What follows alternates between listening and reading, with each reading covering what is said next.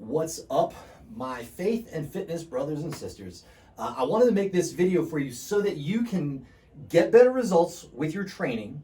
You can hit the goals that you're really after faster, and that you can feel motivated to do so. Because I'm going to give you some of the whys behind stuff. And I know for me, learning the why behind things was super helpful in getting me motivated and wanting to actually execute.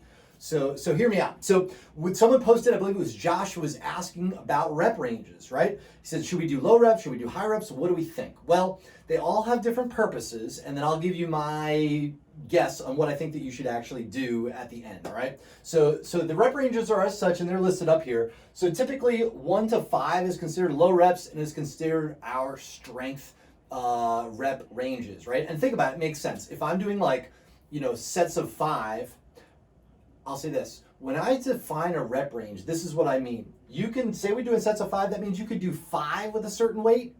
You probably could have gotten 6, but definitely not 7, right? That's the perfect weight for you.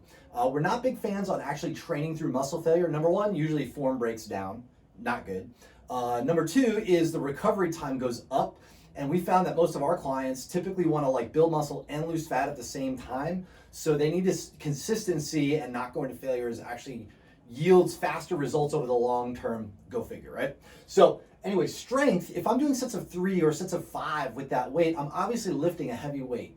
So obviously it's going to make me stronger, easier than if I was using a lighter weight and lifting it more times. It's almost common sense, right?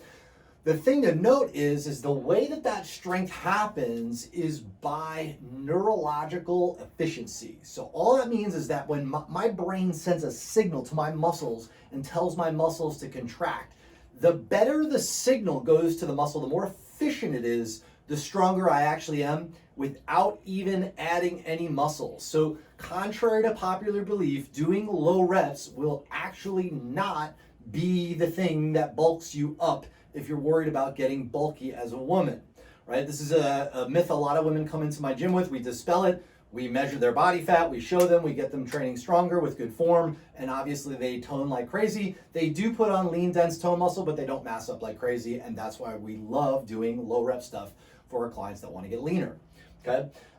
The 6 to 7 range, we'd say, is still a strength range, but now we're starting to get into some more mass, right? And then 8 to 12 is the mass, or the word in the fitness industry is hypertrophy. It's more of the hypertrophy sweet spot.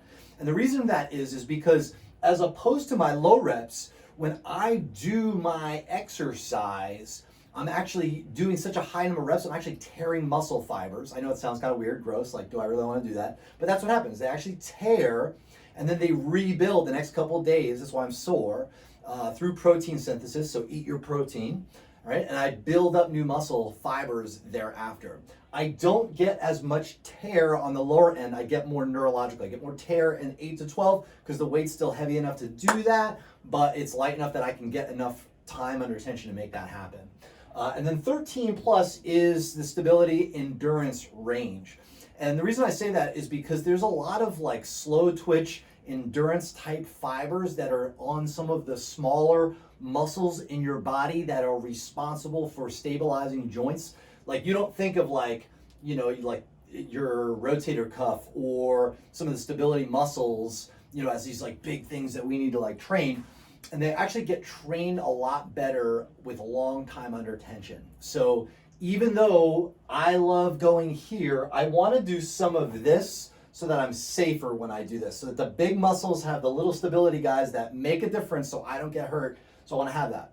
The other thing I'll say is, say if you just wanted to put on as much muscle as possible, and even if you're a woman, you're probably not going to get huge, bulky bodybuilder by doing it. You'll probably put on muscle density, you'll put on some muscle, but it'll burn fat, and you'll probably still be smaller. But I would say, don't just hang out here. Here's why.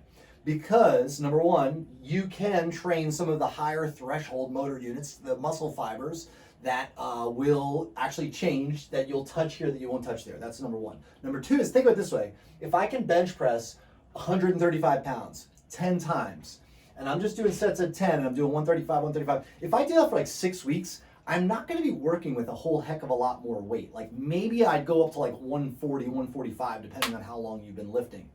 But if I take a month and I'm doing 6 sets of 3 on the bench press with really good form, working on accelerating the bar speed on the way up, then now when I come back and I do my 8s or my 10s or whatever, now I'm doing 155, 160 where I wasn't before. And so now I can hit this rep range again and I can have a greater work capacity that can elicit an even bigger response. So my assessment is, which one of the rep ranges should you be working in? Yes, is my answer. I love the quote from Charles Poliquin. He says, the best program is the one you're not doing. If you're doing a lot of this and you do some of this, it's going to change you differently than if you just stay doing the same thing. So change things up, get your form dialed in. Thanks so much for watching this. You've obviously made it to the end. If you're hearing me say this right now, I'm really grateful for the opportunity to serve you, and we'll see you around the community. Thanks for watching.